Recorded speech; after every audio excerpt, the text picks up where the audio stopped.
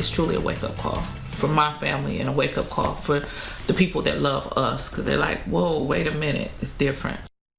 Another life lost to COVID-19. A Flint woman passed away over the weekend after more than 4 weeks in the hospital. Danielle Brown is well known throughout our community. At just 49 years old, her death comes as a shock to her family and friends. Our Ann Perrette shares her life and her sister's hope for the community as the pandemic rages on. Danielle was full of life.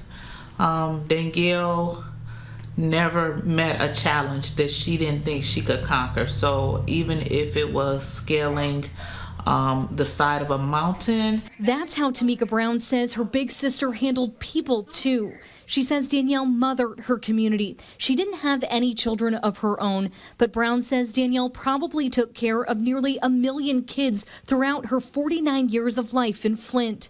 I think that's where the love comes from, because where most people are like, oh, I'm done with you. She didn't give up on people easily. She didn't give up on people easily. That fighter mentality kept her family optimistic during Danielle's time at McLaren Flint Hospital.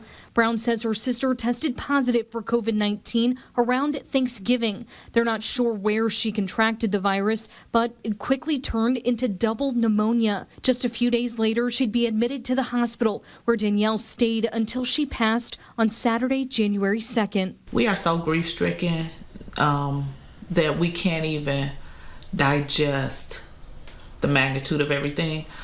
What I will say is that people loved her. Soon after learning of her passing, countless tributes to the longtime literacy advocate flooded social media. Danielle Brown is remembered as a woman of faith who worked tirelessly at both the Flint and Genesee Literacy Network and the Flint Christ Enrichment Center. She wanted everybody to have the best. And what a great world to be in, where people want the best for people. She wanted the best for strangers. She wanted the best for you and I. Brown, who battled COVID at the beginning of April, tells me she hopes this tremendous loss is a wake-up call that the pandemic isn't over and this virus doesn't discriminate. And we have to understand that it's going to affect everybody's body differently. We were born of the same mother, the same father. I survived COVID, she didn't. Ann Perrette, ABC 12 News. Since the coronavirus pandemic began, 568 people in Genesee County have died of COVID-19. As of today, 19,138 have tested positive.